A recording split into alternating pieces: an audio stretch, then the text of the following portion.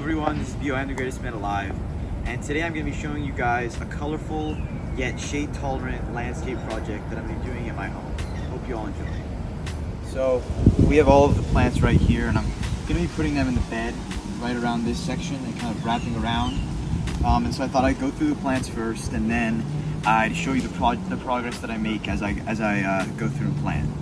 So right here we have something called cone ginger, and I think it's called like Ban Irai ginger to be more like I guess specific. And it has like a root ball like a normal ginger would have, and it can come up with multiple stalks every year, and it's like a perennial variety, so it'll be around for a good amount of time, if not forever, depending on how I care for it. Next we have something called Mona lavender, and this is another perennial shade tolerant variety that comes out with these nice flowers, and so I really enjoyed that. This is an interesting plant called Persian shield, and I got it just because it has some cool purple foliage. These are called crotons, and they're very hardy, and they're also pretty cheap, and they're known for being tolerant basically everywhere you put them. So that was another thing that we got as an just to add a pop of color. Here we have something called Terenias, and they're perennial, and they actually prefer shade because hot and sunny conditions can actually make them droopy quite easily. These are not looking the greatest, but for the price, they were pretty good. They're $2 each, and they're called porterweed. They're native to Florida, and just from a little water and care, they green up really well, and they'll get huge. And last but not least, for now, we have the butterfly ginger. And so these are pretty young plants. They don't have the biggest stalks, but they'll mature pretty quickly, and they're perennial. I'm not sure exactly what color of flower these guys will have, but it's either yellow or white. So we'll have to wait and see for that. So I'll let you know how it goes as we continue to plant things on this side area. So one more plant that I may as well show you before I forget is kind of a unique one, and it's because it's actually a vining milkweed. So many of you are familiar with like milkweed that monarch butterflies use as a host plant for their caterpillars, and usually you'll find it like this one back here, which just grows like a shrub and just has a stalk like a normal flower would. But this guy is actually a vining variety, but is still a host plant for the monarch butterfly. So I thought that is unique, and I can use it to actually cover up some of this fence. So that's pretty cool. So here's how the bed's been turning out so far. I've kind of planted half of it, and you can see that I've laid out the porterweeds in the back because they're kind of known to spread along the ground, so that'll cover up a lot of the area of the bed.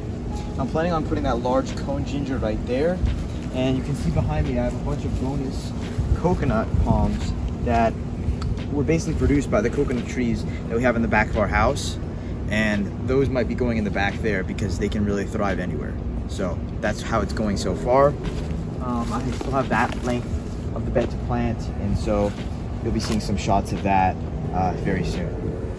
So right now you can see that this sweatleaf philodendron is kind of taking over a little bit of this bed space, and it's going to be robbing the light from the plants that I want to put here. So I'm just going to trim it close to the base like I've done with these other leaves, the other stalks, and I'm going to put the plants under here afterward. And you can see here I already have something in the ground, like this guy right here is called Emperor's Candlestick, and I'll put a video on the screen of what it should look like, but I just transplanted it yesterday. And you can see the canal behind me, and it was actually growing on the bank, on this side of the bank, as I went further down. So since it's just like public property, I just picked it up and brought it home, and so I put it over there along with this guy, which is called Kalanchoe pinnata.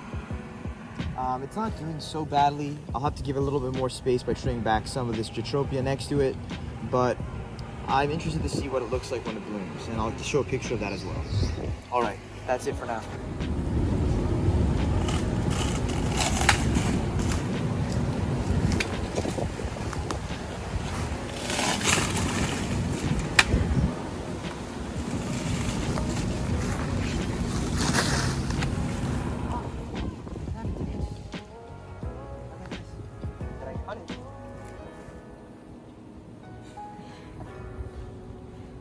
wondering.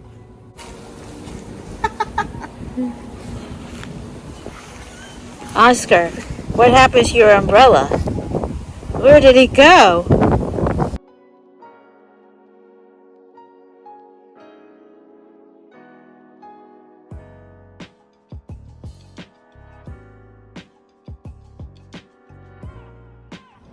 Thank you.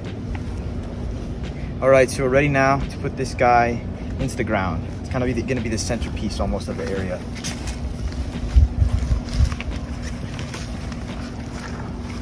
And the root structure is very well defined.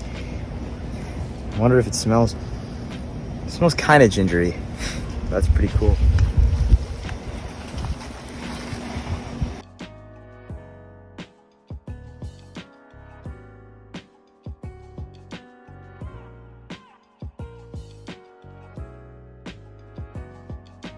Okay, as you can see, all the plants are in the ground now.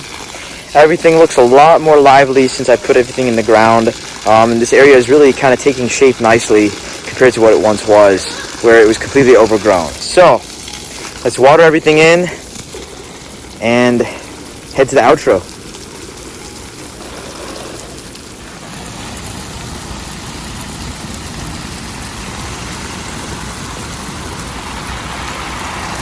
I forgot to mention this plant that I got, which actually is called a frangipani, and it's from Hawaii, and it's known for being the plant that produces the flowers for all the lilies that you'll see. So it's going right in there. So definitely before I end this video, I have to thank my neighbor George for helping me with most of these plants in this section, and he has a nicely landscaped yard over there. You can see some of the similar plants lining his house.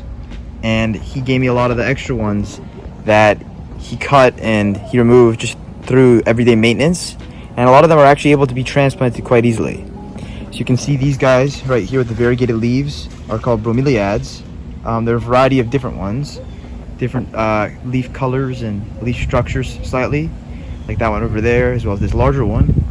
And so I put them in the ground, and they really don't even need soil or a root system to survive, and they're nicknamed air plants for that reason. And they get all their nutrients from the air, as well as their water from the humidity of the Florida environment that we're in. You can see there's papaya, which I got from Flow Grown Farms, along with some of the other things from last gardening video, and a Suriname cherry from the exact same place. Other than that, there's an iris in that corner, as well as over there, and some liriope are sort of fillers. And I did a short all about their properties to repel iguanas, so definitely go check that out if you're interested. That's about it though. Okay, so I was originally not going to include these in this video, but I thought why not just plant them just to make sure they get in the ground and they start to adapt to the environment well. As you can see over there already, that guy's wilting. So we'll start with him. He's a purple passion vine, and he is a host for the Gulf fritillary caterpillar. And I made already a short about that, so you guys can check that out if you want a little bit more info and you want to see what the caterpillars look like. This one is called Queen's Wreath, or on there it says Petria volubulus, I think, something like that. That's like the Latin name for it. And I'll put a picture on the screen of what it's going to look like with its beautiful purple flowers. And you can see they get some afternoon sun here, so I'm thinking that this will be a nice place to put them in the ground. All right.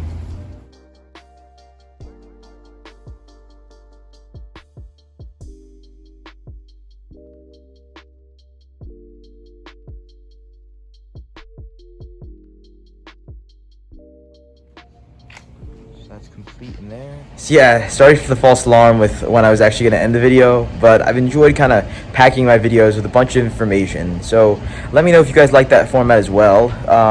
I definitely have a lot to share, so I can definitely make some shorter videos and kind of structure it that way, but let me know what you enjoy the most. So here's a little garden update. Everything's looking good. Some nibbling by the iguanas, so I put in this liriope over here. Thanks to George for supplying it for me again. It was very kind of him to give it to me from his own yard. And we have over here similar iguana problems and liriope as sort of a protective border around all of the eaten plants, and it really kind of fills in the space nicely as well. If you want to see a more in-depth video about all of this and how I planted it, definitely check out the link in the description, as well as the link that should pop up on the side of the screen. And we have here previous project that I did, and all of these are basically just gingers or very tolerant plants. You can see I filled in with some more flowering ginger right here. I was under the impression that these are very shade tolerant, but it seems like for the flowers and the growth of a strong stalk, you might need a little bit more sun to get that done. But overall, I'm very happy with how this turned out, especially because this was just completely bare beforehand. So definitely all right, happy. There we go. That's my gardening for the day. I hope you all enjoyed the video. If you did, make sure to leave a like and subscribe if you are new to the channel. Let me know in the comments if you'd like these videos and if you'd like to see more, and give me some tips. What plants do you want to see? What do you want me to buy? I'd be happy to do it and make a design with the plants that you suggest. So looking forward to the next video in the future. I'll be making some northeastern content from my trip that'll be releasing kind of in between the different gardening videos if I have the chance. So with that, have a good day or night wherever you are, and see you later.